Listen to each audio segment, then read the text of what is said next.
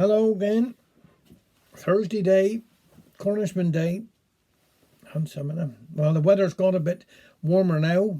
Getting a bit warmer. Mornings are pulling out. Evenings are getting out.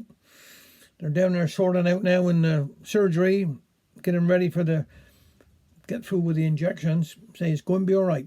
Be positive. It'll be, just stay safe. Stay in if you can.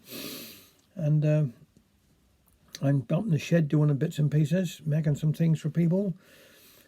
I'm going to give to the library now, local library, for the £50. I promised them, and I've sold a few more items, so I'm going to give the Hale Library £50 as soon as I can get down there.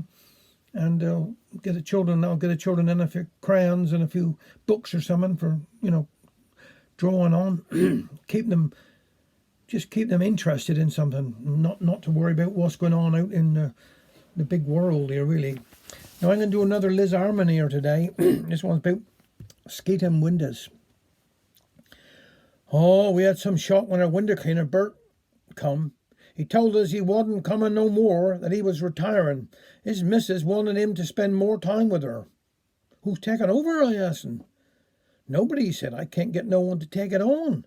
All the young one wants to do is sit in front of a computer doing this here IT. What's that, said Alfred. I don't know, said Bert.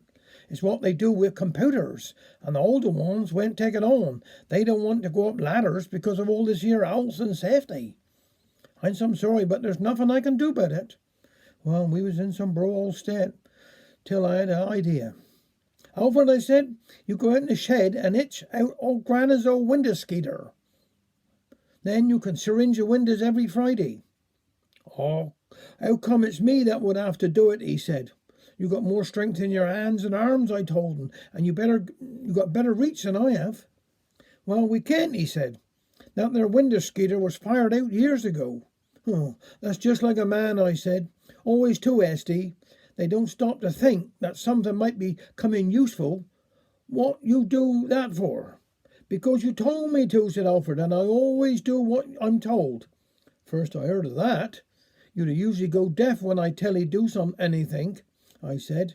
Mind you, there must have been a good reason for me to get rid of that skater. There's only one thing for it. We'll have to go and buy a new one. Next time we went in town, we made our way up to the hardware store.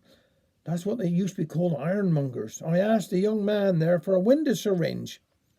He looked at me as if I was gone mazed, and he wanted to know what I intended to use it for. Why, to skate windows, to clean them, to wash them, I told him. I don't think he could understand what I was talking about. Upon that, the boss come out, wanting to know what all the trouble was. All I want, I said, is a window syringe to clean my windows. I'm afraid we don't have anything as antiquarian as that nowadays, he said. I suggest you buy a brush with an extending pole to reach your upper windows. This is much more up to date. I pictured Alfred getting his legs tangled up in a gate pole and falling over, so I said, no, thank you. I do want a proper window skeeter. I think you will find, madam, he replied, that the only place that you will find that article that you require is in a museum or in an antique shop. They really are obsolete. Perhaps I might suggest at your age that you employed a window cleaner. Oh, that made me see red. Come on, Alfred, I told him. Leave us go. I'm beginning to feel like an antique myself. I suppose this is moving with the times when we're told that perfectly useful things are obsolete. So we come home disgusted.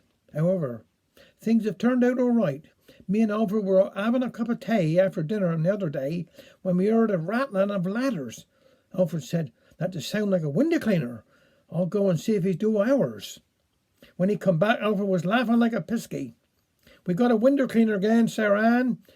So who is it? Oh, and there was Bert looking at me.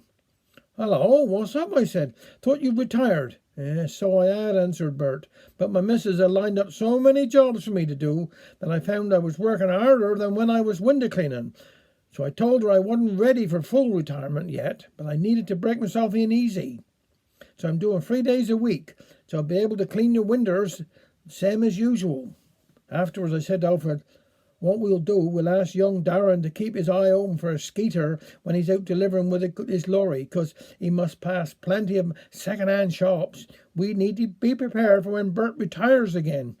You know, I don't think much of this here moving with the times. Can't get no robin starts, can't get no blue bags, and there have all the skaters have gone to. Now this here one is called John Willie Pokenhorn. I don't know who wrote it or whatever. John Willie Pokenhorn's afeared to touch the phone. Nothing can drive him to use it on his own. But someone has to use it when his Primrose gets upset. She's a Frisian whose confinements need attention from the vet.